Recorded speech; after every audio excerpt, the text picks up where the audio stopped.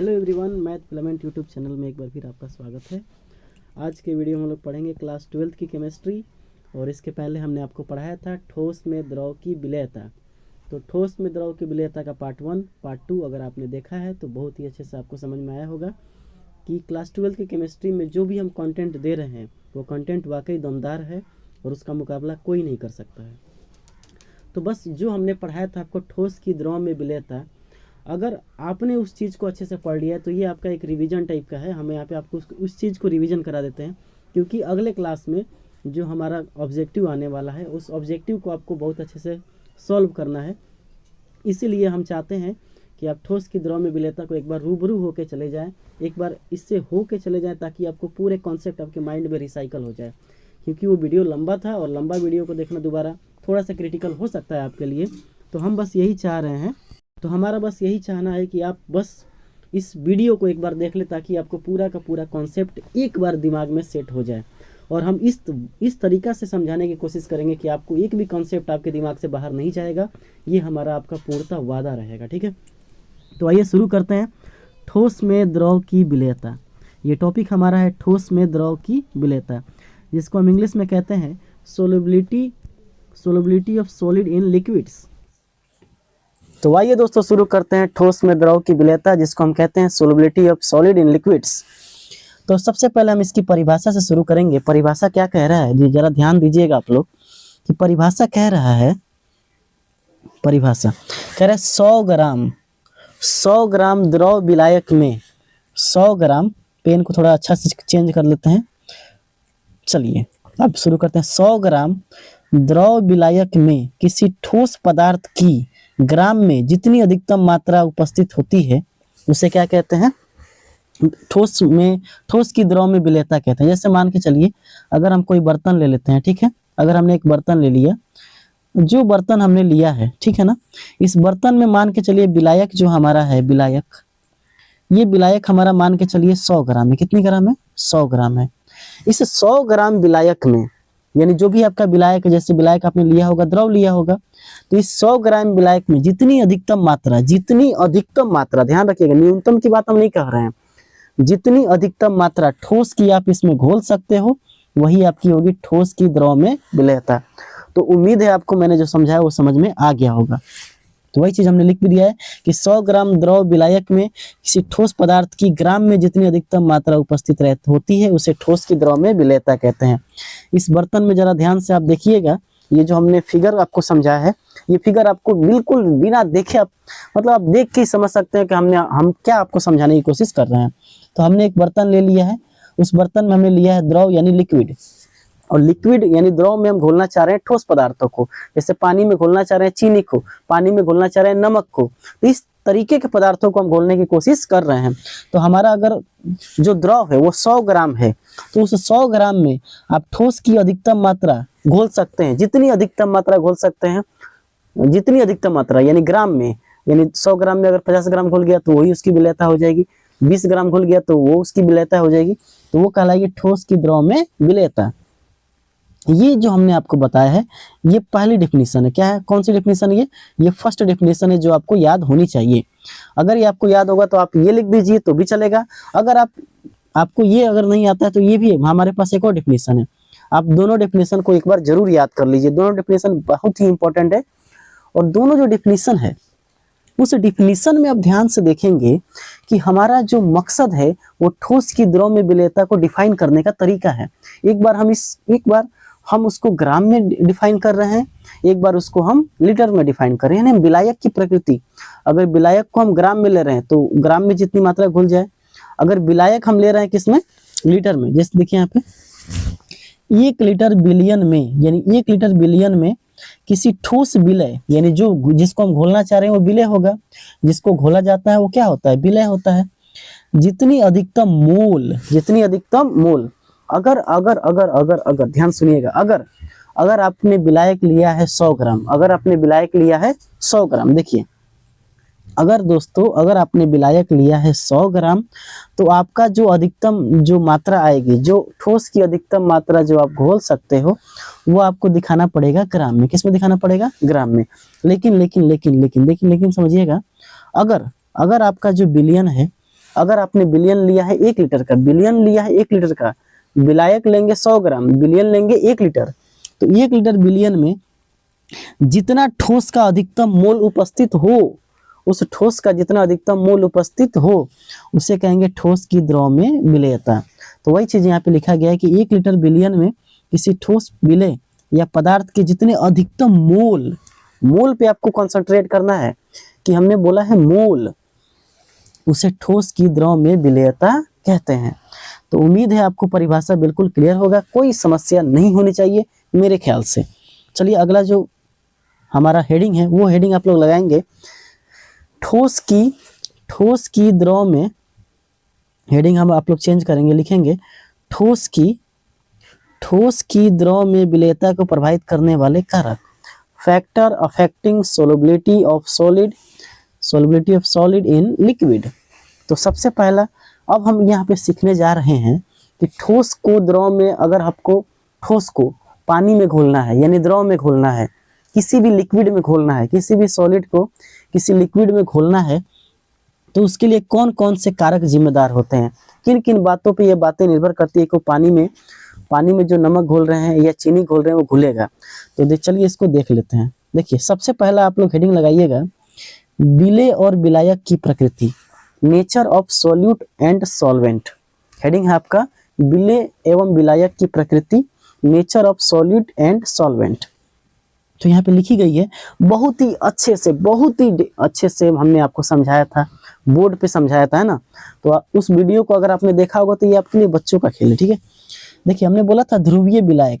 अब यहाँ पे किसी बच्चे का ये क्वेश्चन हो सकता है कि सर ध्रुवीय विलायक को कैसे पहचानेंगे। तो दोस्तों इसकी सारी बातें हमने आपको बता दी है, फिर भी यहाँ पे भी हम डिस्कस करेंगे क्योंकि हम उस पूरे कॉन्सेप्ट को रिवाइज कर रहे हैं। तो ध्रुवीय विलायक यानी अगर आपका विलायक ध्रुवीय है यानी पोलर सॉल्वेंट है। कैसा सॉल्वेंट है? पोलर सॉल्वेंट है। तो ध्रुवीय विलायक में ध्रुवीय विलेय अधिक घुलनशील होगा। याद कर लीजिए, ध्रुवीय विलायक में ध्रुवीय विलेय अधिक घुलनशील होगा। कैसे याद करना है? ध्रुवीय विलायक में ध्रुवीय विलेय अधिक घुलनशील होगा। याद हुआ आपको? चलिए अगर याद हो गया तो देखिए, अब जरा ध्यान से देखिएगा। हमने ले लिया ध्रुवीय विलायक जो है H2O। क्या है? H2O। H2O को आप ध्यान से देखिए तो यहाँ पे देख लीजिए इसका इलेक्ट्रोनेगेटिविटी ज्यादा होता है, O का विद्युत ऋणात्मकता ज्यादा होती है और H का कम होता है। तो इसके सारे इलेक्ट्रॉन्स को ये अपनी तरफ खींचेगा, यानी इस पर आ जाएगा 2 नेगेटिव चार्ज और इस पर आएगा प्लस चार्ज, इस पर आएगा प्लस चार्ज। और ये जो चार्ज आ रहे हैं इसको कहते हैं पार्शियल चार्ज, यानी आंशिक धन आवेश, या पार्शियल पॉजिटिव चार्ज और पार्शियल नेगेटिव चार्ज। ठीक है। अब NaCl को देखिए, NaCl में जो विद्युत ऋणात्मकता होती है Cl की ज्यादा होती है, तो इस पर आएगा नेगेटिव चार्ज, इस पे आएगा पॉजिटिव चार्ज। KCl में देखिए Cl पर नेगेटिव चार्ज और इस पे पॉजिटिव चार्ज। HCl पे देखिए इस पर नेगेटिव चार्ज, इस पर पॉजिटिव चार्ज। तो अगर किसी विलायक या विलेय में आंशिक ऋण आवेश आता हो और आंशिक धन आवेश आता हो, तो जो विलायक होंगे वो ध्रुवीय होंगे। क्या होंगे? ध्रुवीय। तो इसका मतलब जो H2O होगा वो ध्रुवीय होगा और NaCl, KCl और HCl ये ध्रुवीय विलेय होंगे। तो अभी हमने आपको बताया है कि ध्रुवीय विलायक हो और ध्रुवीय विलेय हो तो इसमें क्या होगी? घुलनशीलता ज्यादा होगी। क्या हो जाएगी? ज्यादा हो जाएगी। क्यों? क्योंकि ध्रुवीय विलायक में ध्रुवीय विलेय अधिक घुलनशील होते हैं, हमने आपको अभी याद कराया है। ठीक है। तो इसका मतलब जल में NaCl, HCl, KCl ये अधिक घुलनशील होते हैं। क्या होते हैं? ये अधिक घुलनशील होते हैं। कोई समस्या नहीं होनी चाहिए। लेकिन दोस्तों ध्यान दीजिएगा, अगर ध्रुवीय विलायक है, क्या है लिख रहे हैं यहाँ पे? ध्रुवीय विलायक। हमने क्या लिखा? ध्रुवीय विलायक। तो ध्रुवीय विलायक में अध्रुवीय यानी नेचर सेम है। देखिए समान को घोलता है, मतलब जो जैसा होगा उसी को अपने साथ रहना पसंद करेगा। तो ध्रुवीय वाला है, इसको अगर हम रख देंगे अध्रुवीय के साथ तो क्या ये घुलेगा? नहीं घुलेगा, ये नहीं घुलेगा। यानी ध्रुवीय विलायक के साथ अध्रुवीय विलेय कभी नहीं घुलता है, बहुत कम घुलता है या घुलता ही नहीं है।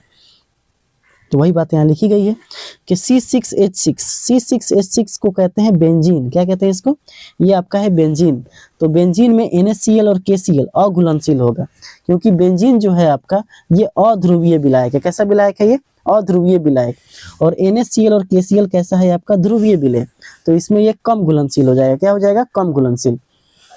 नोट में आपको लिखा गया है कि समान को घोलता है, लाइक डिजोल्व लाइक, मतलब जो जैसा होगा वैसा ही को अपने साथ रहना पसंद करेगा। अच्छा होगा तो अच्छा के साथ रहना पसंद करेगा, बुरा होगा तो बुरा के साथ रहना पसंद करेगा, गुंडा होगा तो गुंडा के साथ रहना पसंद करेगा, हीरो होगा तो हीरो के साथ रहना पसंद करेगा। जैसे में तैसा, जैसे में तैसा। अगर ध्रुवीय है तो ध्रुवीय विलायक के साथ, ध्रुवीय विलायक ध्रुवीय विलय में घुलेगा, अध्रुवीय विलायक अध्रुवीय विलय में घुलेगा। ठीक है, तो ध्रुवीय विलायक में ध्रुवीय विलय की घुलनशीलता ज्यादा होती है और अध्रुवीय विलायक में अध्रुवीय विलय की घुलनशीलता ज्यादा होती है। कोई समस्या यहाँ तक? अब देखिए यहाँ पे ये जो आपको दिखाई दे रहा है इसको कहते हैं, ये आकृति जो आपको दिख रहा है इसको हम कहते हैं नेप्थलीन। क्या कहते हैं? नेप्थलीन। नेप्थलीन का जो आकृति होती है कुछ इस तरह का होता है। 2 बेंजीन आपस में सटा दीजिए तो क्या हो जाएगा? नेप्थलीन। और ये आपका 3 बेंजीन अगर सट जाएगा तो ये हो जाएगा एंथ्रासीन। इसका जो मॉलिक्यूलर फार्मूला होता है C10H8 और इसका जो मॉलिक्यूलर फार्मूला होता है C14H10। तो नेप्थलीन और एंथ्रासीन ये जो दोनों होते हैं ये आपके अध्रुवीय विलायक होते हैं। क्या विलय होते हैं? विलय, इसी को घोलते हैं हम लोग। ये विलय है, इसको हमको घोलते हैं। तो ये अध्रुवीय विलय होते हैं या ठोस होते हैं। लेकिन दोस्तों यहाँ देखिएगा, छोटा कर देते हैं, यहाँ देखिए ये जो हमने आपको लिखा है carbon tetrachloride, carbon tetrachloride CCl4, इसकी आकृति ऐसे होती है। C, इधर भी Cl, इधर भी Cl, इधर भी Cl और इधर भी Cl। जो कार्बन होता है वो हमेशा अपने आप को चार हाथ लेके चलता है। कार्बन जो होगा वो हमेशा, देखिए अगर हाइड्रोजन भी जुड़ेगा ना तो इसमें देखिए 4 भी जुड़ेगा ऐसे करके। तो अब इस हाइड्रोजन के जगह पे हम क्या कर देंगे? Cl को कर देंगे। यहाँ Cl, यहाँ Cl और यहाँ Cl। तो ये आपका 4 बॉन्ड हो गया। ठीक है, तो इसको कहते हैं कार्बन टेट्राक्लोराइड। ये आपका क्या है? अध्रुवीय विलायक है। कैसा विलायक है? अध्रुवीय विलायक। बेंजीन, अभी हमने आपको बताया बेंजीन कैसा विलायक है? अध्रुवीय विलायक। बेंजीन की जो आकृति होती है ऐसे होता है, देखिए ऐसे करके आपको। और यहाँ पे ये पाई बॉन्ड है ना, पाई बॉन्ड को अल्टरनेट कर देना। देखिए यहाँ पे, फिर ये छोड़ देंगे, फिर यहाँ पे, फिर ये छोड़ देंगे यहाँ पे, है ना। तो इसको कहते हैं बेंजीन। क्या कहते हैं? बेंजीन। और ये बेंजीन जो होता है वो अध्रुवीय विलायक होता है। ये जो आपका ईथर है, ईथर की आकृति ऐसे होती है, देखिए ROR, या तो दोनों सेम होगा, यहाँ जो होगा वही यहाँ होगा। अब इसका मतलब समझिए ध्यान से क्या होता है। जैसे इसको एक बार समझिए ध्यान से,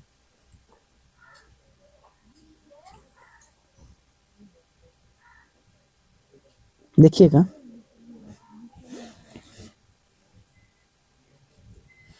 ROR, ठीक है। यानी अगर यहाँ पे आप CH3 ले लेते हैं, ये R के जगह पे, R क्या होगा? CH3। तो यहाँ भी आपको क्या लेना पड़ेगा? CH3। हमने यहाँ पे लिया है मेथाइल। क्या लिया है? मेथाइल। देखिए कार्बन के पास 4 गो हाथ होगा ना, तो 3 गो हाइड्रोजन वाला, एक गो यहाँ से, 4 गो हो गया। अब ये ऐसे हो सकता है, या आपने ऐसे ले लिया C2H5O C2H5। ऑर्गेनिक केमिस्ट्री में इस चीज को हम पढ़ते हैं। तो यहाँ पे आप देख रहे हैं ना, यहाँ पे दोनों का क्या है? सेम है ना। यहाँ पे दोनों का क्या है? सेम है। तो इसको हम कहते हैं ईथर। क्या कहते हैं? ईथर। लेकिन ये भी हो सकता है ना, दोनों अलग अलग हो सकते हैं, जैसे ROR', तो CH3O C2H5। यहाँ ले लिया मेथेन और यहाँ ले लिया एथेन, है ना। तो मेथेन और एथेन ले लिया अलग अलग। तो ये हो गया, ये भी आपका क्या है? ईथर है। तो यहाँ जो बस आपको इतना समझना है कि ये जो है ईथर की बात करें, या बेंजीन की बात करें, या कार्बन टेट्राक्लोराइड की बात करें, उसमें नेप्थलीन जो होगा और एंथ्रासीन अधिक घुलनशील होगा, क्योंकि ये अध्रुवीय विलय है और ये अध्रुवीय विलायक है। तो हमने आपको बताया कि जैसे को तैसा, तो जो अध्रुवीय विलायक होगा उसमें अध्रुवीय विलय अधिक घुलनशील होगा। ठीक है, अब यहाँ देखिए, यहाँ पे एक हमने आपको टेबल बना दिया है। इस टेबल के माध्यम से आप समझ जाएंगे कि हर चीज हम आसानी से समझ सकते हैं। देखिए दोस्तों, हम ये इतना फास्ट क्यों बता रहे हैं आपको? इसीलिए बता रहे हैं क्योंकि हमने आपको सारी चीजें पढ़ा दिया है, तो इसमें ये फास्ट तो बताना ही पड़ेगा, है ना। देखिए हमने ले लिया विलय, यहाँ लिया विलायक, यहाँ लिया विलयता और यहाँ पे एग्जाम्पल। ठीक है, तो देखिए ध्रुवीय में, यानी अपने विलायक कैसा लिया? ध्रुवीय। और विलय लिया ध्रुवीय और विलायक भी लिया ध्रुवीय। तो जब दोनों समान है तो घुलनशीलता ज्यादा होगी। घुलनशीलता क्या हो जाएगी? ज्यादा। जैसे जल में नमक, जल में HCl, नमक का फॉर्मूला क्या होता है? NaCl। तो देखिए प्लस माइनस में टूटता है ना, HCl, H प्लस और Cl माइनस। उसी तरह H2O की अगर बात करेंगे तो इसकी आकृति ऐसे होती थी, O की इलेक्ट्रोनेगेटिविटी ज़्यादा होती थी, तो यहाँ पे क्या आता था, delta negative, double negative, delta plus और डेल्टा प्लस। ठीक है, तो ये भी कैसा विलायक है, ये आपका ध्रुवीय विलायक है। ठीक है, ध्रुवीय विलायक है। तो ध्रुवीय विलायक और ध्रुवीय विलेय दोनों आपस में मिलेंगे तो घुलनशीलता क्या हो जाएगी, अधिक हो जाएगी। जैसे जल में नमक, जल में HCl। अध्रुवीय विलायक, अगर अध्रुवीय विलायक जैसे हमने ले लिया अध्रुवीय विलेय, जैसे ले लिया नेफ्थलीन, क्या ले लिया, नेफ्थलीन, याद कीजिए। और ले लिया एंथ्रासीन, एंथ्रासीन, तो ये आपका अध्रुवीय विलेय है। और इसको हम घोल रहे हैं, जैसे मान के चलिए घोल रहे हैं CCl4 कार्बन टेट्राक्लोराइड, ईथर में घोल रहे हैं या बेंजीन में घोल रहे हैं, तो इसमें क्या होगा, अधिक घुलनशील होगा। ये क्या हो जाएगा, अधिक घुलनशील हो जाएगा। तो देखिए घुलनशील है, जैसे बेंजीन में नेफ्थलीन, ईथर में नेफ्थलीन, कार्बन टेट्राक्लोराइड में एंथ्रासीन, तो ये सब क्या हो गया, अधिक घुलनशील होंगे। ठीक है, लेकिन अगर अध्रुवीय विलेय ले लिया आपने और उसमें घोल रहे हैं अध्रुवीय ध्रुवीय विलेय लिया, क्या लिया आपने, ध्रुवीय विलेय, और यहाँ ले लिया अध्रुवीय विलेय, तो दोनों समान है, नहीं है, एक अलग है एक अलग है, वो ध्रुवीय है और ये अध्रुवीय है, तो ये अघुलनशील होगा। जैसे ध्रुवीय में हम ले लेते हैं नमक को, नमक क्या है, विलेय है, यहाँ पे भी नमक क्या है, विलेय है। लेकिन बेंजीन की बात करेंगे तो ये अध्रुवीय है, ईथर की बात करेंगे तो ये अध्रुवीय है, तो क्या इसमें ये घुलनशील होगा, नहीं होगा। अब आपसे ऑब्जेक्टिव पूछेगा कि बेंजीन में नमक घुलनशील, बेंजीन में नमक होता है तो क्या होता है, घुलनशील होता है, अघुलनशील होता है, नहीं बता सकते हैं, या इनमें से कोई नहीं, तो आप चुन लीजिएगा वहाँ पे आपका क्या ऑप्शन होगा।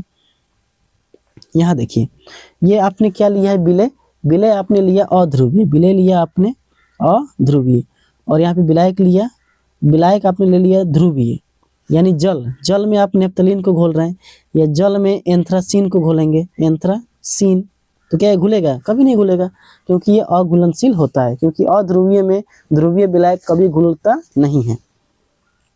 तो यहाँ तक आपको ये पहला पॉइंट समझ में आ गया होगा कि विलेय और विलायक की प्रकृति हमने आपको पूरे अच्छे से समझा दी है, बहुत ही डिटेल में। ठीक है, अगला जो कारक है उसको देख लेते हैं। हाँ, एक और चीज़ यहाँ पे हमने आपको बता दिया है कि अगर आपको पहचानना होगा, देखिएगा, अगर आपको ध्रुवीय विलायक, ध्रुवीय और अध्रुवीय अणुओं की पहचान करना है तो उसकी क्या पहचानने की तरीका हो सकती है, तो इसका हेडिंग है ध्रुवीय और अध्रुवीय अणुओं की पहचान, recognition of polar and non polar molecules. तो कह रहा है कि ध्रुवीय अणु यानी पोलर मॉलिक्यूल्स निम्न में से कोई एक या अधिक गुण पाए जाते हैं। सबसे पहला गुण क्या पाया जाएगा,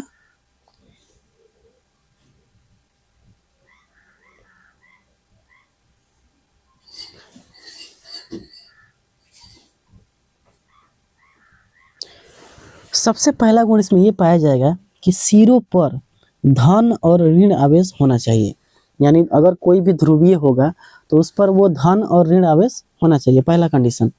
उसकी आकृति असंतुलित होनी चाहिए। अब इसका मतलब क्या हुआ, असंतुलित का मतलब जैसे OH और H, तो ये असंतुलित, ये दोनों, ये इधर खींच रहा है, सॉरी, ये इधर खींच रहा है और ये इधर खींच रहा है, तो दोनों क्या संतुलित है, बैलेंस है।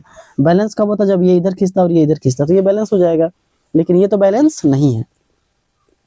कोणीय संरचना, जैसे कोई भी आकृति हम ले रहे हैं तो उसमें कोण बन जाना चाहिए, जैसे इस टाइप का, देखिए इस टाइप का, देखिए यहाँ कोण बना है कि नहीं, यहाँ देखिए कोण बन गया, तो कोण बन गया तो कोणीय संरचना। केंद्रीय परमाणु पर इलेक्ट्रॉन युग्म यानी लोन पेयर, यानी एकाकी इलेक्ट्रॉन युग्म, यानी अगर कोई अणु है, अगर इसमें बात करें H2O की, तो यहाँ पे देखिए लोन पेयर होता है ना, तो लोन पेयर यानी लोन पेयर अगर मौजूद होगा तो भी क्या होगा, वो आपका ध्रुवीय अणु होगा। तो आइए इसको एग्जांपल से समझने की कोशिश करते हैं। देखिए हाइड्रोजन को देखिए जरा ध्यान से, ये आपका H2O है, ठीक है। H2O में आप देखेंगे तो यहाँ पे H हो गया, ये H, देखिए ये इसकी इलेक्ट्रोनेगेटिविटी ज़्यादा होती है और इसकी इलेक्ट्रोनेगेटिविटी ज़्यादा होती है, यानी H का कम होता है, O का ज़्यादा होता है, यानी O मजबूत है और H कमजोर है, तो O क्या करेगा, दोनों को अपनी तरफ खींचेगा। तो जब अपनी तरफ खींचेगा तो इसके इलेक्ट्रॉन को ये खींचने की कोशिश करेगा, तो जब इसके इलेक्ट्रॉन को ये खींचने की कोशिश करेगा तो इस पर इलेक्ट्रॉन की संख्या बढ़ने लगेगी, जिसको हम कहते हैं पार्शियल नेगेटिव चार्ज, आंशिक ऋण आवेश। और यहाँ पे जो होता है इसको कहते हैं पार्शियल पॉजिटिव चार्ज, आंशिक धन आवेश। यानी इसका मतलब ये होगा इस पर इलेक्ट्रॉनों की अधिकता हो जाएगी और इस पर इलेक्ट्रॉनों की कमी हो जाएगी। तो अधिकता हो जाएगी जब, तो इसको हम दिखाते हैं नेगेटिव से और कमी को दिखाते हैं पॉजिटिव से, है ना। इसका मतलब ये क्या है, ये ध्रुवीय। देखिए हमने बोला था ना कि सिरों पर प्लस माइनस होना चाहिए, तो है यहाँ पे प्लस माइनस, ठीक है। लोन पेयर होना चाहिए, देखिए लोन पेयर भी है। इसकी आकृति असंतुलित होनी चाहिए, देखिए ये इधर खींच रहा है और ये इधर खींच रहा है, असंतुलित है कि नहीं है। कोणीय संरचना होनी चाहिए, देखिए कोणीय संरचना है, यानी इस पे तो चारों का चारों काम कर गया। और जब चारों का चारों काम कर गया तो यहाँ पे क्या हो जाएगा, ये ध्रुवीय हो जाएगा। क्या हो जाएगा, ध्रुवीय हो जाएगा।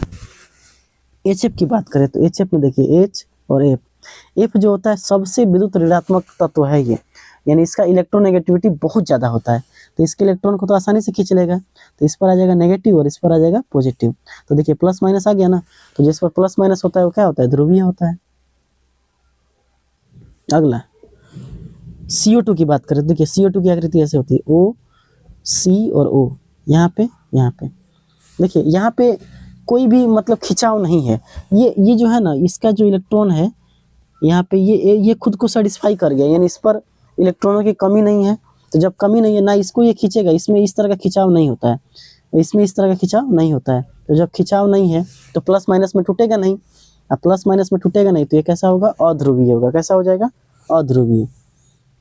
अब आते हैं NH3 में। देखिए NH3 की बात करें हम तो देखिए NH3 को अगर हम देखें N H H और H, हाइड्रोजन के पास एक होता है इलेक्ट्रॉन, तो यहाँ एक एक हो गया। नाइट्रोजन के पास टोटल होते हैं 5, कितने होते हैं 5। तो एक देखिए, एक ये ले लिया, एक ये ले लिया, एक ये ले लिया और एक ये ले लिया। तो देखिए इसका सेंट्रल जो एटम है, केंद्रीय अणु है, उस पर लोन पेयर है बिल्कुल है। हाइड्रोजन कम होता है विद्युत ऋणात्मक और नाइट्रोजन ज़्यादा होता है, तो इसके इलेक्ट्रॉन को ये खींचेगा, तो इसके द्वारा आएगा डेल्टा नेगेटिव, तो डेल्टा पॉजिटिव, फिर delta negative positive, delta negative, delta positive और डेल्टा नेगेटिव। तो इस पर देखिए आंशिक ऋण आवेश और धन आवेश है, यानी जो अणु होता है उस पर प्लस माइनस चार्ज है, सिरों पर प्लस माइनस चार्ज है कि नहीं है, बिल्कुल है। इसका मतलब ये कैसा विलायक है, कैसा है अणु, ध्रुवीय है। अमोनिया CCl4, इसको कहते हैं कार्बन टेट्राक्लोराइड। देखिए CCl4, कार्बन का हाथ एकदम फुल है, यहाँ देखिए चार गो हाथ चाहिए, 4 गो है इसके पास एटम, और इसको एक की जरूरत है, Cl को भी एक की जरूरत है, इसको भी एक की जरूरत है और इसको भी एक की जरूरत है ना। इसको एक देखिए, इसका सारा पूरा हो गया कि नहीं, अगर ध्यान से देखेंगे तो कार्बन के पास 8 गो हो गया है, और इसका देखेंगे तो इसको भी 8 गो हो गया है। तो काहे ले दोनों एक दूसरे के इलेक्ट्रॉन को खींचेंगे, जब दोनों को जितना चाहिए इलेक्ट्रॉन उतना बराबर मिलिए गया है, तो एक दूसरे को खींचेंगे ही नहीं। तो जब खींचेंगे ही नहीं तो इसका मतलब ये वाला में खिंचाव होगा नहीं, यानी प्लस माइनस होगा नहीं, और प्लस माइनस जब नहीं होगा तो ये अध्रुवीय होगा। कैसा होगा, अध्रुवीय। तो यहाँ पे हमने आपको समझाया पहला पॉइंट कि ध्रुवीय और अध्रुवीय अणुओं की पहचान आप कैसे कर सकते हैं, ठीक है। अगला जो पॉइंट है वो है ताप का प्रभाव। ताप का प्रभाव यानी इफेक्ट ऑफ टेम्परेचर। देखिए दोस्तों, अगर हम गैसों की द्रव में विलेयता को जब पढ़ रहे थे, याद है आपको, गैसों की द्रव में विलेयता, तो गैसों की द्रव में जब विलेयता हम पढ़ रहे थे तो वहाँ पे हमने ये देखा था कि जब ताप को बढ़ाते थे, कलम चेंज करते हैं, थोड़ा दिख नहीं रहा आपको, देखिए ताप को बढ़ाते थे, ये भी विजिबल नहीं है, ताप जब बढ़ाते थे, है ना, ताप जब बढ़ाते थे तो वहाँ पे विलेयता जो होती थी, विलेयता वो घट जाती थी। क्या होती थी, घट जाती थी, है ना। सामान्यतः अगर हम गैसों की द्रव में विलेयता की बात करते थे तो वहाँ पे ताप बढ़ाने पर विलेयता घट जाती थी, लेकिन वहाँ पे एक केस था। ऐसा क्यों होता था, क्योंकि ये सभी के सभी ऊष्मा क्षेपीय अभिक्रिया थी। कैसी अभिक्रिया थी, ऊष्मा क्षेपीय अभिक्रिया। लेकिन कुछ ऐसे भी गैस थे, जैसे आपको हाइड्रोजन, जैसे आपका हीलियम, इसमें क्या होता था कि ताप जैसे बढ़ाते थे तो इसकी विलेयता बढ़ती थी। बढ़ने का कारण क्या था, क्योंकि ये ऊष्मा शोषी अभिक्रिया थी। ये हमने पिछले क्लास में आपको पढ़ा था। लेकिन आप यहाँ पे ध्यान से देखेंगे, ठोस की द्रव में विलेयता पर जैसे ही आप ताप को बढ़ाते हैं तो ठोस की द्रव में विलेयता बढ़ जाती है। क्या हो जाती है, बढ़ जाती है। अब यहाँ पे क्या ऊष्मा क्षेपीय अभिक्रिया होती है, नहीं भाई, यहाँ पे उस तरह का कोई अभिक्रिया नहीं होती है। देखिए एग्जाम्पल समझ लीजिए, जैसे NaNO3 सोडियम नाइट्रेट, जैसे NaCl सोडियम क्लोराइड, जैसे NH4Cl अमोनियम क्लोराइड, जैसे KNO3 पोटेशियम नाइट्रेट। तो यहाँ पे जितना भी हमने ठोस के बारे में लिखा है, ये सभी के सभी ठोस में ये होता है कि जैसे ही आप ताप को बढ़ाते हो, ठोस की द्रव में विलेयता भी बढ़ जाती है। ठीक है, कारण ये है कि होता ये है कि यहाँ पे जो जितनी भी अभिक्रिया आपने लिखा है, जितना भी हम ये जैसे NaCl की बात करें, तो NaCl को जब हम पानी मिलाते हैं, यानी ठोस है, क्या है ये, ठोस है। और ठोस में जब द्रव को मिलाते, मतलब कि ठोस को द्रव में मिलाते हैं, तो ये जो अभिक्रिया, इसको हमको अलग से ऊष्मा देनी पड़ती है। अगर आपको नमक को जल में घोलना है तो आप उसको गर्म कर देंगे, तो गर्म करने से क्या होता है, वो जल्दी नमक टूट जाता है, यानी नमक क्या हो जाएगा, घुल जाएगा। घुलने का मतलब ये हो गया कि Na प्लस और Cl माइनस में टूट जाएगा, यानी आयनित हो जाएगा। यानी नमक का पानी में जो घुलना होगा वो एक ऊष्मा शोषी अभिक्रिया है। और हमको पता है कि ऊष्मा शोषी अभिक्रिया में ताप बढ़ाएंगे, तो जैसे ही ताप को बढ़ाओगे तो ये रिएक्शन और आगे की तरफ बढ़ने लगेगा, यानी आगे की तरफ रिएक्शन क्या हो जाएगा, फास्ट हो जाएगा। और आगे की तरफ रिएक्शन फास्ट होने का मतलब ये है कि जो सोडियम है और क्लोरीन है वो और टूटना शुरू हो जाएगा, यानी Na प्लस और Cl माइनस खूब बनेगा, Na प्लस Cl माइनस और बनते रहेगा। तो जितना ज़्यादा ताप बढ़ाओगे, विलेयता क्या हो जाएगी, बढ़ेगी। क्यों? क्योंकि Na प्लस और Cl माइनस और टूटना शुरू हो जाएगा। तो यही हमने देखिए लिखा है, NaCl को जब हम ऊष्मा देंगे तो होगा क्या कि Na प्लस और Cl माइनस का जो विखंडन होगा, जो आयनों में टूटना जो प्रक्रिया होगी, टूटने की प्रक्रिया, वो और तेज हो जाएगी ऊष्मा बढ़ाने पे। ली चैटरियस प्रिंसिपल याद कीजिए आप लोगों ने। ऊष्मा शोषी अभिक्रिया में जब भी ताप को बढ़ाते हैं तो रिएक्शन आगे की तरफ फास्ट हो जाती है, लेकिन ऊष्मा क्षेपी अभिक्रिया में अगर तापमान को बढ़ाते हैं तो रिएक्शन बैकवर्ड डायरेक्शन में फास्ट हो जाती है। यहाँ पे हमने लिखा है, देखिए, ताप बढ़ाने पर ऊष्मा बढ़ेगी, ऊष्मा बढ़ने पर अभिक्रिया का जो वेग होगा वो फॉरवर्ड डायरेक्शन यानी अग्रिम दिशा में तेज हो जाएगा। अग्रिम दिशा में तेज होने का मतलब सीधा सा बात यह है कि Na प्लस और Cl माइनस टूटना शुरू हो जाएगा, तेजी से टूटेगा, है ना। यहाँ देखिए हमने लिखा है, यहाँ पे लिखा गया है कि ली चैटरियस प्रिंसिपल कहता है कि उत्क्रमणीय अभिक्रिया में ताप बढ़ाने पर, यानी कैसी अभिक्रिया, ऊष्मा शोषी अभिक्रिया में ताप बढ़ाने पर अभिक्रिया उस दिशा में तेज हो जाती है जिस दिशा में ऊष्मा अवशोषित होती है। सीधा सा बात है, जहाँ ऊष्मा अवशोषित मतलब ऊष्मा का अवशोषण होने का सीधा मतलब ये है कि वह अभिक्रिया ऊष्मा शोषी अभिक्रिया है। और ऊष्मा शोषी अभिक्रिया में ताप को बढ़ाओगे तो विलेयता क्या हो जाएगी, बढ़ जाएगी। सेम टू सेम अगर नमक की बात करें तो ये जो हमने आपको एग्जाम्पल यहाँ पे दिखाया है HNO3, NaNO3, तो NaNO3 भी क्या हो जाएगा, जैसे ही आप इसको ऊष्मा दोगे तो ये Na प्लस और NO3 माइनस में टूट जाएगा। NH4Cl की बात करेंगे तो इसमें ऊष्मा देंगे तो NH4 प्लस और Cl माइनस में टूट जाएगा। KNO3 की बात करेंगे, इसमें भी जब आप ऊष्मा देंगे तो ये K प्लस और NO3 माइनस में टूट जाएगा। इसका मतलब ये जितने भी रिएक्शन हमने लिखा है ये सभी के सभी ऊष्मा शोषी अभिक्रिया है। और ऊष्मा शोषी अभिक्रिया में जैसे ही ताप को बढ़ाते हैं तो ये रिएक्शन आगे की तरफ और तेज होने लगता है। इसका मतलब ये हुआ कि ये जितना भी आयंस बन रहे हैं ये आयंस और तेजी मात्रा में टूटेंगे। तो इसीलिए ताप बढ़ाने पर ठोस की द्रव में विलेयता क्या हो जाती है दोस्तों, बढ़ जाती है। ताप जैसे ही बढ़ाओगे आप तो ठोस की द्रव में विलेयता क्या हो जाती है दोस्तों, बढ़ जाती है। याद रखिएगा, आगे बढ़ते हैं। लेकिन दोस्तों एक बात याद रखिएगा, ऐसा नहीं है कि ये हमेशा सही है। कुछ ऐसे भी ठोस हैं, कुछ ऐसे भी ठोस मौजूद है दोस्तों जिसमें अगर आप ताप को बढ़ाते हो ना तो विलेयता घट जाती है। अब ऐसा क्यों होता है दोस्तों, इसीलिए होता है क्योंकि अब ये विलेयता घटने का मतलब सीधा सा बात ये है कि ये अभिक्रिया जो हो जाएगी वो ऊष्मा क्षेपी अभिक्रिया हो जाएगी। और ऊष्मा क्षेपी अभिक्रिया में हम जानते हैं जैसे जितना ज़्यादा ताप आप बढ़ाओगे, ताप बढ़ाने पे वो रिएक्शन उल्टा डायरेक्शन में शिफ्ट हो जाएगा, यानी वो घुलने की बजाय वो उसकी घुलनशीलता घट जाएगी। जैसे एग्जाम्पल में समझ जाइए, CaO, इसको कहते हैं बिना बुझा हुआ चूना, calcium oxide. CaCO3, calcium carbonate, चूना पत्थर। लिथियम सल्फेट, Li2SO4, ये जो एग्जाम्पल हमने आपको दिया है दोस्तों, इन तीनों में अगर आप जैसे ही ताप को बढ़ाते हो विलेयता क्या हो जाती है, घट जाती है। CaO और CaCO3 और लिथियम सल्फेट में, ठीक है। यहाँ एक रिएक्शन भी हमने आपको करा दिया है, ध्यान से देखिएगा कि CaO कैल्शियम ऑक्साइड चूना का पानी। तो देखिए इसमें क्या होता है HOH, H2O को हम ऐसे लिख सकते हैं ना, तो ये OH इसके साथ मिल जाएगा और एक OH यहाँ पे बना हुआ है, तो CaOH2, तो OH कई को हो गया, 2 को हो गया ना, और ऊष्मा क्या होगी बाहर निकलेगी। अब एक बात बताइए, चूने का पानी में घुलना एक ऊष्माक्षेपी अभिक्रिया है। आपने देखा होगा जब आप दिवाली के दिनों में अपने घरों के रंगों की, घर का जो रंग है उसमें चूना जब मारते हो, चूना की पुताई करते हो, तो आप चूना को लाते हो बाजार से, और बाजार से लाने के बाद बाल्टी में उसको घोल देते हो। जैसे ही बाल्टी में चूना को डालते हो तो थोड़ी देर बाद आप क्या देखते हो कि वो बाल्टी धीरे धीरे गर्म होने लगता है। गर्म होने का क्या सेंस बताता है ये आपको? ये वही सेंस बताता है कि आप वहाँ से ऊष्मा निकल रही है।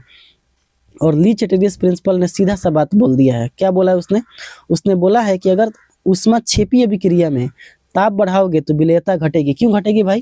क्योंकि अगर जैसे ही ताप बढ़ाओगे तो ताप यहाँ निकलना चाहिए ना, निकल रहा है, तुम ताप को बढ़ा रहे हो, तो बढ़ाओगे तो रिएक्शन ऐसे नहीं जाएगा, ये रिएक्शन उल्टा होने लगा ऐसे।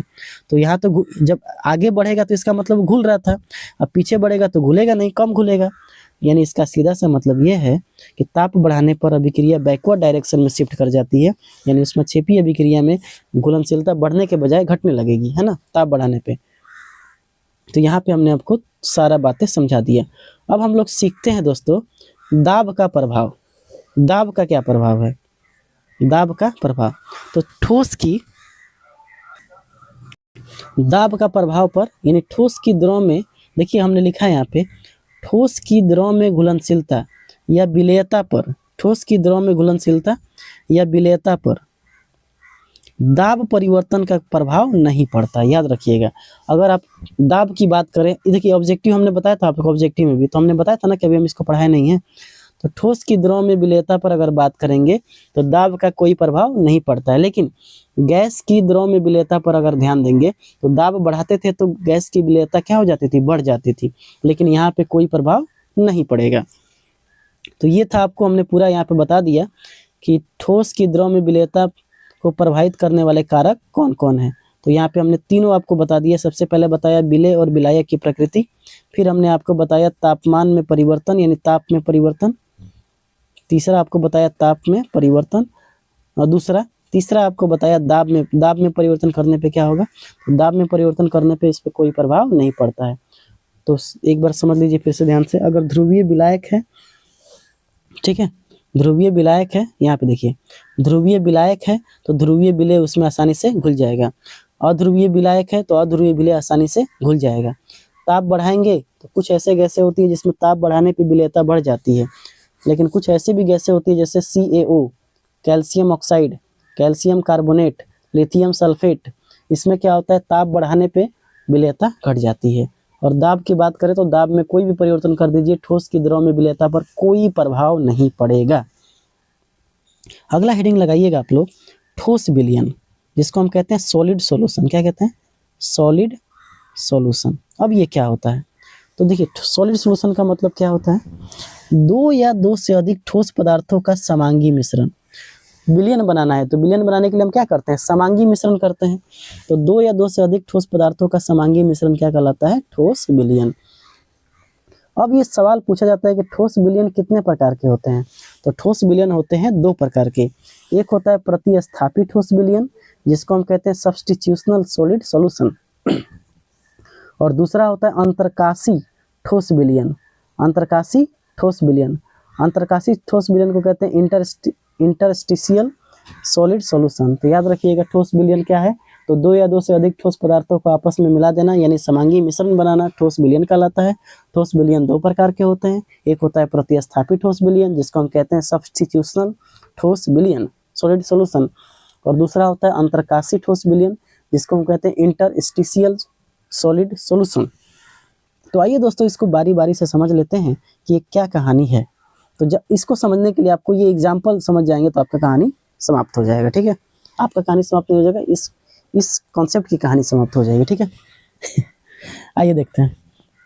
तो अगर आप ध्यान से देखेंगे ये जो हमने लिया है, ये जो एटम, इस एटम की बात करें हम यहाँ पे, ये जो हमने लिया है, यहाँ पे जो हमने लिया है ये आपकी विलायक है। जो ज़्यादा मात्रा में होता है क्या होता है? विलायक। तो इसकी मात्रा क्या है? ज़्यादा है। और विलय क्या होता है? जिसकी मात्रा कम होती है। तो विलय की मात्रा क्या होती है, कम होती है।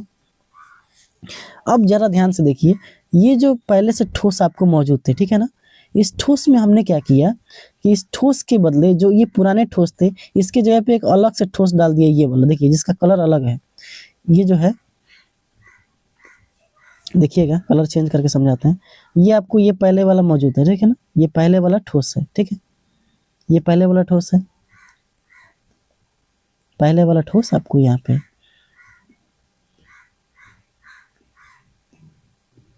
पहले वाला ठोस है। अब हमने क्या किया, इस ठोस में अलग से एगो ठोस डाल दिया, अलग से, जैसे देखिए यहाँ पे ये ठोस डाला हमने, यहाँ पे ये ठोस डाल दिया, यहाँ पे ये ठोस डाल दिया। यानी हमारे कहने का मतलब ये है कि जो पुराने वाले ठोस थे, उसके ठोस पदार्थों के जगह पे कुछ अवयवी कण, कुछ कॉन्स्टिट्यूएंट पार्टिकल, यानी कुछ इसके भाग को हमने दूसरे ठोस से प्रतिस्थापित कर दिया। प्रतिस्थापित का मतलब होता है हटा देना, सीधा मतलब है, ले मेन में समझिए ना कि इसको हटा दिए, माने यहाँ पे जो पहले वाला था उसको हटा के नया डाल दिए, नाव का डाल दिए हैं। तो जब नया डाल दिए हैं, जब नया हम लोग डाल ही दिए हैं, तो एक बात बताइए, अब जो ये वाला था, ये आपका क्या हो जाएगा, विलायक हो जाएगा, क्योंकि जो ज़्यादा मात्रा में होता है वो विलायक होता है, और जो कम मात्रा में होता है वो विलय होता है। तो इसका मतलब बस यही है, वैसा ठोस जिसमें ठोस के कुछ कणों को हटा के नया वाला से क्या करते हैं, प्रतिस्थापित कर देते हैं या बदल देते हैं, उसी को कहते हैं प्रतिस्थापित ठोस विलयन। देखिए अब इसको आप जब यहाँ से इस लाइन को पढ़ेंगे तो आपको और अच्छे से क्लियर हो जाएगा। कह रहा है क्रिस्टलीय ठोस के कुछ अवयवी कण, यानी कुछ अवयवी कण, सोम कॉन्स्टिट्यूएंट पार्टिकल अन्य ठोस के कणों द्वारा प्रतिस्थापित या हटा दिया जाता है, उसे क्या कहते हैं, प्रतिस्थापित ठोस विलयन। क्रिस्टलीय ठोस के कुछ कण दूसरे पदार्थ के कणों द्वारा बदल दिए जाते हैं, बहुत ही आसान है, देखिए बदल दिया है। विलय कण विलायक के कणों की जगह ले लेते हैं, यानी जो विलायक कण था, यहाँ देखिए जो ये विलायक का कण था, यहाँ विलायक का कण था ना, इस विलायक कण में हमने क्या किया, विलय के कण डाल दिए, तो उसका जगह ले लिया वो। दूसरा बात कि दोनों कणों का आकार लगभग समान होना चाहिए, तो हाँ भाई तभी तो बदलेंगे, है ना, बदलना है तो समान आकार होनी चाहिए, क्रिस्टलीय संरचना बनी रहती है। अब बताइए ठोस को हमने जो वहाँ पे जो ठोस था, पुरनका ठोस को नावका से बदल दिया, तो आकृति में कोई परिवर्तन थोड़ी आएगा, हमने थोड़ी आकृति पे छेड़छाड़ किया है, तो आकृति जैसी थी वैसी ही बनी रहेगी। एग्जाम्पल में आप लोग लिख सकते हैं पीतल, कॉपर प्लस जिंक। पीतल में क्या मिलाया जाता है, कॉपर प्लस जिंक। अगर तांबे की बात करें, तो तांबे की बात करेंगे तो तांबा में कांसा में तांबा प्लस टीन मिलाया जाता है। कांसा में मिलाते हैं तांबा प्लस टीन। तांबा को कहते हैं Cu और टीन को कहते हैं Sn, है ना। तो कांसा में तांबा और टीन को मिलाते हैं। सिंधु घाटी सभ्यता में, जो हमारी हड़प्पा सभ्यता थी, जो हमारी विश्व की सबसे पहली सभ्यता है, उस सभ्यता में कांसे का प्रयोग ज़्यादा किया जाता था, क्योंकि उसमें तांबा और टीन को मिलाया जाता था, है ना। बात समझ आ रहा है ना। तो यहाँ पे देखिए हुआ क्या होगा कि ये कॉपर के पहले कण होंगे, है ना। तो कॉपर के कणों को हमने क्या कर दिया, उस कॉपर के जगह पे टीन को यहाँ डाल दिया, कुछ जगह पे यहाँ टीन डाल दिया, यहाँ टीन डाल दिया, यहाँ पे टीन डाल दिया और यहाँ पे टीन। तो जो कॉपर है वो आपका क्या है, कॉपर आपका विलायक है, और टीन आपका जो है, टीन आपका क्या हो जाएगा, विलय हो जाएगा। क्या हो जाएगा, विलय। इस ट्रिक को पीतल को याद रखने का ट्रिक है पिताजी। क्या ट्रिक है, पिताजी। पी माने पीतल, ता माने तांबा और जी माने जिंक। तो देखिए पीतल किससे बनता है, तांबा प्लस जिंक से। किससे बनता है, तांबा प्लस जिंक से। तांबा का फॉर्मूला होता है Cu और जिंक का होता है Zn। क्या होता है, Zn। तो हमें लगता है कि आपको इसमें कोई समस्या नहीं होनी चाहिए। देखिए यहाँ पे हमने लिखा भी है, कॉपर क्या है, विलायक है, और जिंक क्या है, विलय है। कॉपर क्या है, विलायक है, और टीन क्या है, विलय है। तो यहाँ पे हमने पूरा आपको समझा दिया प्रतिस्थापित ठोस विलयन, सब्स्टिट्यूशनल सॉलिड सॉल्यूशन। अगला जो है अंतरकाशी ठोस विलयन। देखिए इसको भी एग्जांपल समझिए। इस एग्जांपल को ध्यान से अगर देखेंगे आप तो आपकी सारी कहानी क्लियर हो जाएगी। अंतरकाशी ठोस विलयन क्या होता है, इसमें क्या होता है कि जैसे पहले से कुछ आपके ठोस मौजूद है, ठीक है ना। तो पहले से ठोस जो मौजूद है उसके जगह पे हम क्या करते हैं, उसके खाली जगह पे, जैसे ये खाली जगह हो गया, यहाँ पे खाली जगह हो गया, तो खाली जगहों पर हम किसी दूसरे ठोस के कणों को डाल देते हैं। यानी उसके खाली जगहों पे दूसरे ठोस के कण आ जाते हैं, उसी को कहते हैं क्या, अंतरकाशी ठोस विलयन, इंटरस्टिशियल सॉलिड सॉल्यूशन। तो इसमें क्या हुआ दोस्तों, इसमें आपने देखा कि जो विलय है, जो कम मात्रा में होगा विलय होगा। इसका मतलब लाल वाला क्या है, विलय है, और ये वाला जो है सफेद वाला वो क्या हो जाएगा, विलायक हो जाएगा, है ना। तो इसमें क्या होता है, खाली जगहों पे अन्य ठोस के कण आ जाते हैं। सीधा सा बात है, खाली जगह पे क्या आ जाएंगे, अन्य ठोस के कण आ जाते हैं। देखिए अब यहाँ पे देखिए परिभाषा समझिए, कह रहा है क्रिस्टलीय ठोस के अंतराकाश, अंतराकाश का मतलब होता है रिक्ति, रिक्ति का मतलब होता है खाली जगह पे अन्य ठोस के कण आ जाते हैं। क्रिस्टल जालिका में खाली स्थान या अंतराकाश में छोटे कण आ जाते हैं, वही बतिया है, कोई अंतर नहीं है। विलय के कण क्या होते हैं, आकार में बहुत छोटे। देखिए भाई ये जो विलय है आपका, ये विलय है, आकार में छोटा है कि नहीं, विलायक से तो छोटा है ना, तो ये भी बात सही है। अगला करें, ये विलायक के कणों के बीच की जगह में बैठते हैं, तो सही है। जैसे एग्जाम्पल में समझ जाइए, steel, iron plus carbon, iron में कार्बन मिला दीजिएगा तो क्या हो जाएगा, स्टील। तो आयरन जो है ज़्यादा मात्रा में होता है, और कार्बन क्या होता है, आयरन के खाली जगहों पे जाके बैठ जाता है, तो ये क्या हो जाता है, स्टील। टंगस्टन कार्बाइड, इसमें क्या होता है, टंगस्टन ज़्यादा मात्रा में होता है और उसमें कार्बन लगा देते हैं, तो ये क्या बन जाता है, टंगस्टन कार्बाइड। जैसे लोहा और हाइड्रोजन, तो लोहा जो होता है वो ज़्यादा मात्रा में होगा और उसमें हाइड्रोजन जाके बैठ जाएगा, ठीक है। तो यहाँ पे देखिए हमने यहाँ लिख भी दिया है कि यहाँ पे ये सभी जो हैं वो विलायक हैं, और यहाँ जो ये सभी हैं वो विलय हैं। तो यहाँ तक हमने आपको समझा दिया कि पूरा का पूरा ठोस में द्रव की विलयता। तो आज ठोस की द्रव में विलयता पूरी तरह से समाप्त हुई, और इसके अगले लेक्चर में हम लोग पढ़ना शुरू करेंगे सांद्रता, जिसमें क्या होता है, द्रव्यमान प्रतिशत, मोल अंश, नॉर्मलता, मोलरता, फॉर्मलता, इन सारे टॉपिक्स को अच्छे से पढ़ेंगे। तो मिलते हैं इसी के साथ एक बेहतर क्लास में, तब तक के लिए जय हिंद, वंदे मातरम।